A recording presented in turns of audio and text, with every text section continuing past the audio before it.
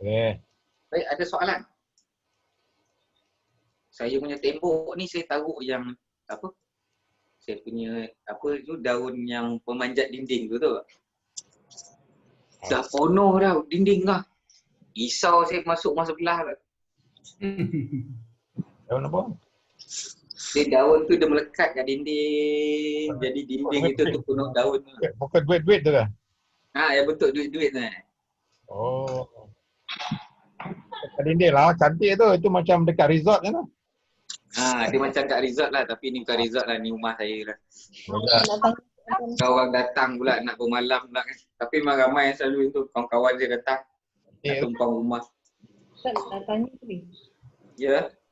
Dengan contoh yang kita belajar ni tadi tu, bila ada fi'il, ada fa'il kan. Jadi fa'il dia semua yang tersembunyi tadi tu. Kadang-kadang fa'il memang tersembunyi, kadang-kadang dia nampak tau. Kecuali yang yulad tadi dia naib fa'il. Kalau macam mana tau? Kalau PM9 datang. Patut meriah sikit tiba-tiba ni siapa pula bising-bising. Itu dah satu setengah. Jadi yang biasa lah. Tak apa, saya mute dengan sekejap. Dia benar. Baik, dia macam ni tau. Kalau kita jumpa fa'il, cuba buka kad warna kuning sekejap. Muka surat 4 tu. Sampai. Okay. Baik, kalau kita jumpa fa'il, maka kita kena cari fa'il. Betul tak? Baik, tapi setiap fa'il tu ada domer yang tersembunyi tau.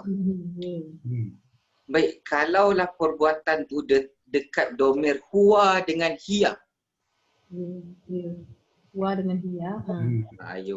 Huwa dan hiya. Dia seorang lelaki ataupun dia seorang perempuan. Maka kemungkinan fa'il dia boleh terkeluar tau. Mungkin ada satu ayat Allah akan keluarkan siapa huwa tu. Contohnya, telah beranak dia perempuan contohnya. Telah beranak, lepas tu dia tulis Fatimah. Maka Fatimah tu fa'il. Bukan huwa dalam tu. Bukan hiya dalam tu. Okay? Kalau dia bagi tahu siapa huwa, siapa hiya tu, maka ni dah bukan fa'il dah. Yang keluar tu fa'il. Yang terkeluar fa'il. Yang nyata lah jelas tu Ustaz Ya? Yang nyata lah, yang nyata dalam yang nyatanya, yang memang dia terkeluar ni. Contohnya Yalid ni untuk lelaki kan. Kalau perempuan tambah ta kat depan dia. Jadi lam talid Fatimatu. Jadi talid tu ada domer hiya. Hiya tu tak boleh jadi fa'il sebab ada Fatimah tu. Itu dia sebut nama Fatimah tu. Maka kita kata Fatimah tak pernah beranak lagi. Okey. Contoh. Boleh? Tengoklah ayat ni.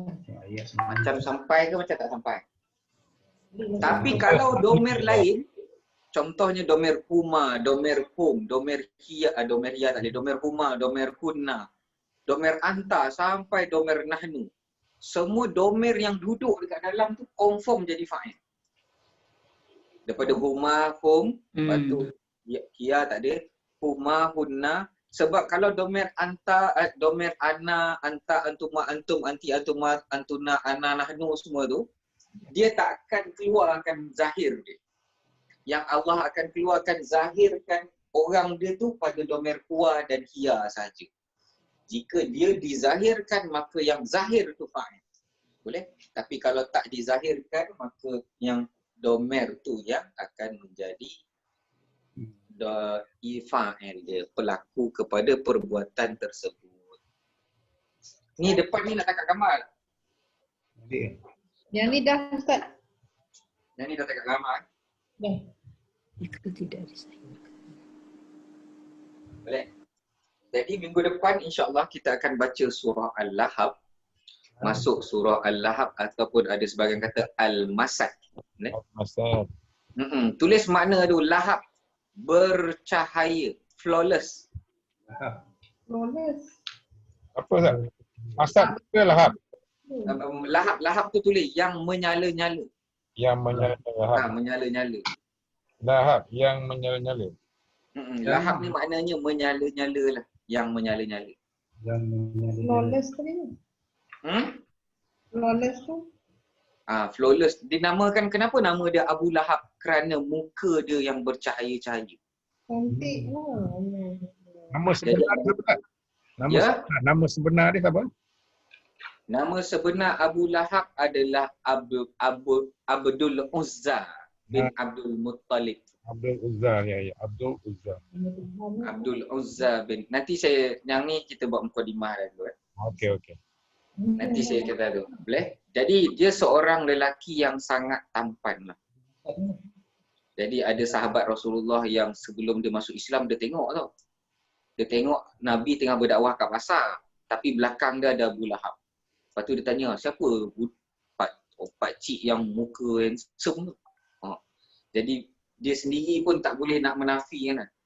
Lelaki ni nak tahu dia handsome ke tak bila lelaki yang cakap dia handsome. Dia handsome tu. Boleh? Macam perempuan. Macam mana nak tahu perempuan tu cantik? Bila perempuan lain cakap yang dia cantik. Barulah dia diiktiraf cantik. Bukan dia. Tapi bukan cakap depan-depan. Kalau sebab depan-depan ni memang perempuan akan puji sama dia orang. Cantik. Bukan dia cakap Ustaz. Ya? Bukan dia kata aku cantik, bukan? Bukan. Bukan. Aku cantik. Dia puji sendiri ya, aku cantik lah. Tak ada. Bila lagi nak puji kan? Siapa lagi nak puji? Kita nak puji diri kita sendiri kan? Tak apa. Tu tak ada kesalahan pun. Tapi nak katakan Abu Lahab ni memang seorang yang rupawan juga. Kenapa dia rupawan? Sebab dia pun keturunan Rasulullah lah, pakcik Rasulullah. Yes. Boleh? Di antara orang yang membawa Rasulullah, yang buat akikah kat Rasulullah, Abu Lahab. Abu Lahab, yes. Boleh? Abu Lahab adalah manusia yang telah melakukan akikah kepada Rasulullah dan membawa kepada ibu susu dia yang pertama. Siapa nama dia? Ibu susu Rasulullah yang pertama. Salamah.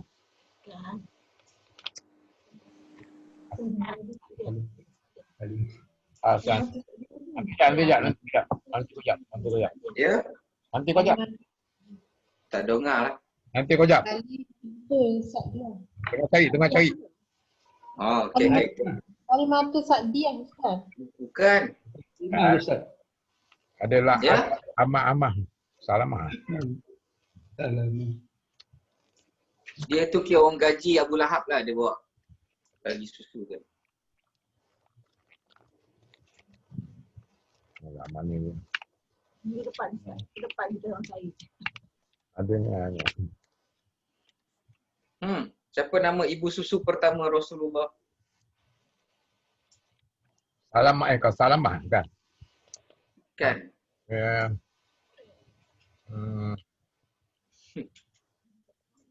Ya. Cari dulu. Saya pun dah terlupa nah. Betul kan? Alamat dah. Google jap. Tapi bukan Halimatus Sa'diyah lah. Halimatus Sa'diyah selepas tu. Lepas tu tahu. Jadi peranan Abu Lahab terhadap Rasulullah sangat besar masa awal kelahiran Rasulullah lah. Sebab apa? Sebab Rasulullah ni pengganti adik dia. Adik dia kan Abdullah. Abdullah ni ayah Rasulullah. Ayah Rasulullah kan meninggal. Jadi agak kesedihan lah Abu Lahab. Tiba-tiba pula Muhammad keluar. Rasulullah keluar. Jadi inilah yang ganti adik aku. Kena pula yang keluar tu lelaki pula. Jadi memang ya. Suwaibah. Suwaibah. Suwaibah al-Salamiyah. Suwaibah. Ibu pertama susu dia yang bawa tu adalah Abu Lahab. Okay. Jadi peranan Abu Lahab sangat besar. Tiba-tiba je jadi orang yang menentang Rasulullah. Jadi agak sedih sikit lah. Rasulullah sedih sikit. Boleh? Tapi nasib baik ada Abu Talib. Adik-beradik juga. Pakcik Rasulullah, adik-beradik Abu Lahab juga. Yang tolong jaga dia. Kalau tak, Rasulullah lahir dalam keadaan yang bahaya lah. Jadi disebabkan, tapi Abu Talib meninggal pada tahun ketiga kenabian. Jadi pada tahun ketiga kenabian Nabi itu tahun kesedihan lah. Khadijah meninggal, Abu Talib meninggal. Masa tu turun surah Yusuf. Surah Yusuf ni nak bagi tahu, nak memberi semangat balik dekat Rasulullah yang memang Nabi ni macam ni lah konon. Macam Yusuf kan kena campak dan perigi. lepas tu jadi hamba, dijual, atau orang pembesar istana beli, Al-Aziz. Kemudian kena goda pula, dia pun mempertahankan godaan tu, masuk penjara. Sebenarnya dia tak masuk penjara sebab yang kes tu, kes kena goda tu. Memang dia minta dia dimasukkan ke dalam penjara. Sebab lepas tu, ramai isteri-isteri gubernur-gubernur Mesir semua nak ngorat dia. Jadi macam mana Yusuf nak selamatkan, dia kata apa-apa pun tangkap aku dulu untuk perbicaraan. Selama perbicaraan tu, letaklah aku dalam penjara. Dalam penjara tu dia dakwah macam tu lah. Cerita Yusuf. Indah lah. Jadi Rasulullah dapatlah semangat sikit dengan adanya kisah yang turun. Sebaik-baik kisah yang disebut di dalam Al-Quran. Boleh? Boleh. Nantilah kalau kelas kita nanti ada rezeki, nanti kita belajar surah-surah tu. Saya target dalam 10 tahun saya habis bahas semua surah yang dalam Quran. Alhamdulillah. Boleh? Sekarang ni saya dah ada kelas surah Al-Mulk, surah Sejadah dah habis, surah Al-Mulk dah habis, surah Yasin, surah Al-Kahfi, surah Yusuf. Semua surah-surah tu saya buka sekarang ni. Nanti saya nak masuk surah Al-Insan, surah Al-Jin, yang surah Nur, Lentera tadi. Alhamdulillah.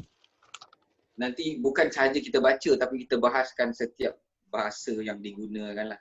Kalau kelas lanjutan nanti lagi tinggi nanti bahas. Kenapa macam ni, kenapa macam ni, kenapa macam ni, macam-macam lah.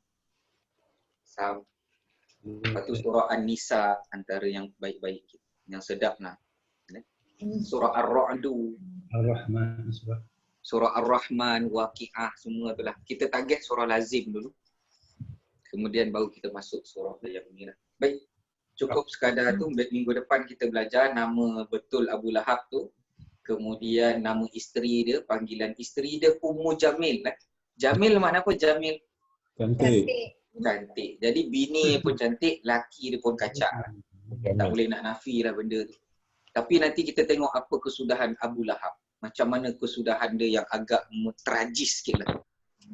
Kerana dia menentang Rasulullah. Boleh? Surah ni turun masa Abu Lahab masih hidup lagi, Ustaz? Abu Lahab mana? Yang mana? Surah ni turun masa Abu Lahab masih hidup lagi kan? Surah ni turun, Abu Lahab ada lagi tau. Tapi kalau Abu Lahab masuk maknanya Al-Quran membincangkan benda ke depan dan benda kat belakang. Garanti tak masuk. Benda futuristik dan juga benda yang sejarah. Boleh je Abu Lahab nak kata yang Muhammad tu tak betul. Masuklah Islam. Bila masuk Islam, ternafilah surah Al-Lahab tu. Apa yang surah Al-Lahab buat. Tapi masuk tak? Tak. Memang Allah dah ditetapkan macam tu. Nanti ada dalam surah Sajadah. Haqqal qawlu minni la'amla'anna jahannam. Telah aku tetapkan takdir daripada aku. Telah tetaplah takdir daripada aku. Supaya aku dapat penuhkan neraka Jahannam daripada kalangan jin dan manusia. Itu balasan lafaz Allah yang agak sombong kepada orang yang sombong. Maksud dia macam Allah kata, boleh je aku nak bagi korang hidayah, tapi saja aku nak sumbat korang dalam Jahannam. Macam tu Allah balas. Itu adalah balasan bagi orang yang kufur di dunia. Cukup sekadar tu. Subhanakallahumma wa bihamdika asyhadu an la ilaha illa anta astaghfiruka wa atubu ilaik. Bismillahirrahmanirrahim.